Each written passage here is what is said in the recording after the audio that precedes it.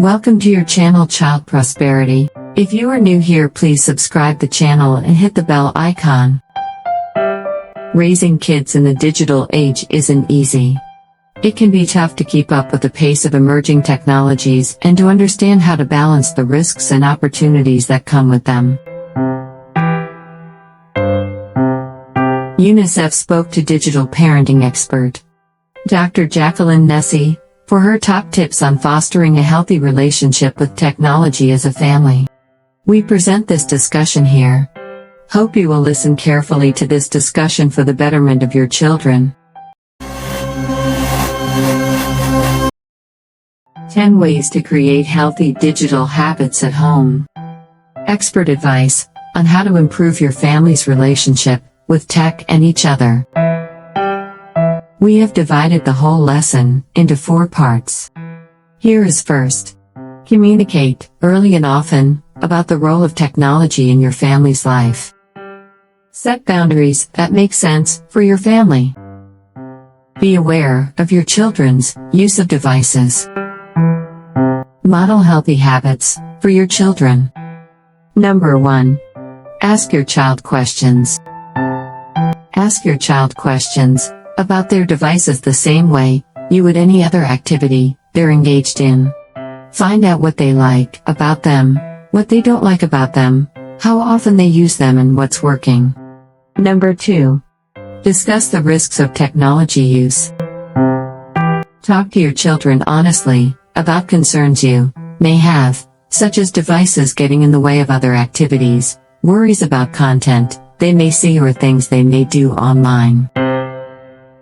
It's important to tell our children explicitly and often that we want them to come to us if they run into difficulties online.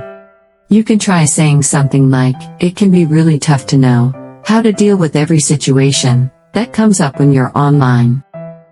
You might run into things that are confusing or upsetting, and I want you to come to me when you run into these things so that we can figure out how to deal with them together."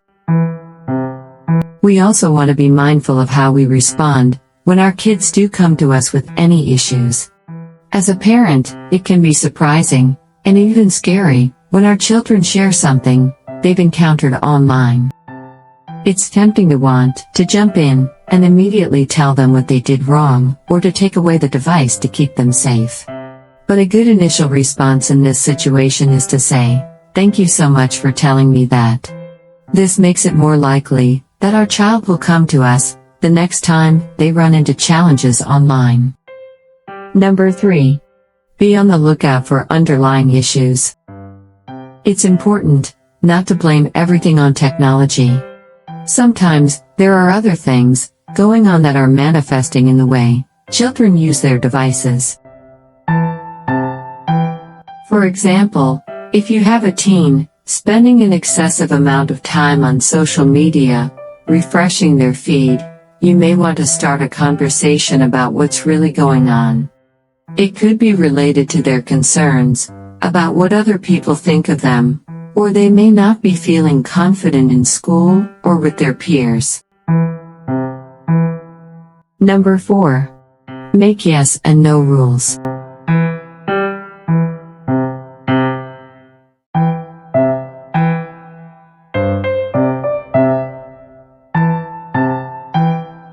Yes, rules are things your child should do. How do you want them to act online? What does it mean to be a good digital citizen? What does healthy technology use look like in your family? No rules, on the other hand, are things you don't want them to do, like bullying others, or things they shouldn't do for safety reasons online, like giving out personal information. Talk to your children about the fact that mistakes will happen, and that it's okay, that they are still learning and practicing good digital citizenship. For some families, it can be helpful to let your child know that they will not be in trouble if they come to you with any challenges they are having and are honest with you. Number 5. Create tech-free zones.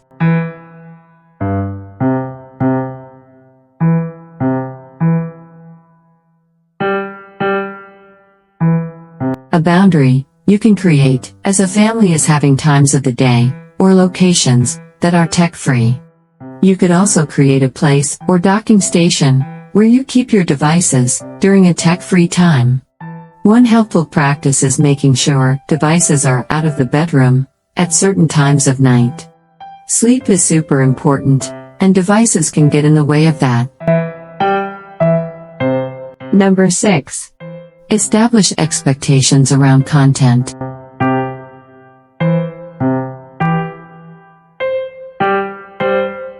It's important to make sure that the content your children access online is age and developmentally appropriate. For younger children and teens, have them ask you for permission before they download any new apps or join any new platforms.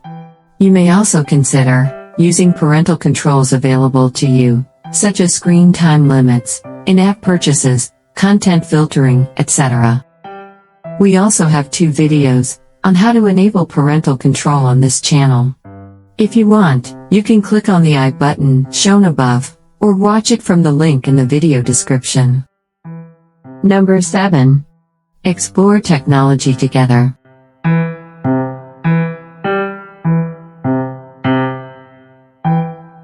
Try co-viewing in house with children of all ages.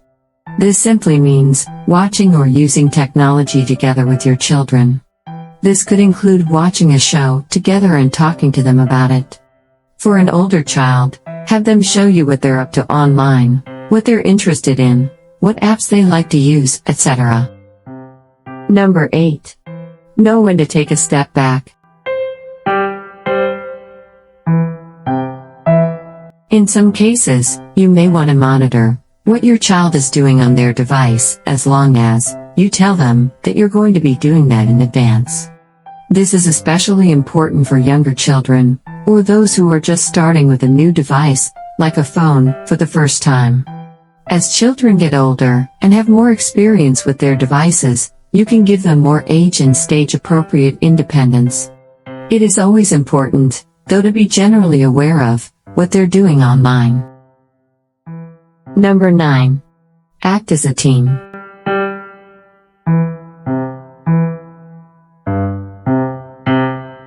It's important as parents to be aware of how and how often we're using our own devices, and that's hard.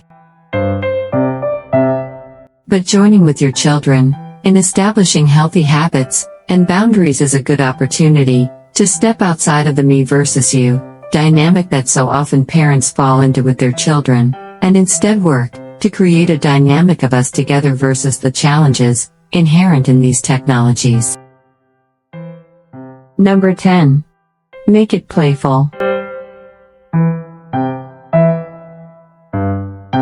There are so many ways to use technology to facilitate play and fun opportunities with your children. That could be using an app or playing a game together. You can also look up videos for ideas for games or to explore hobbies and interests, everything from cooking to sports to music. Thank you so much for watching the video. Please subscribe the channel and hit the bell icon for updating the new video. Please don't forget like, comment and share.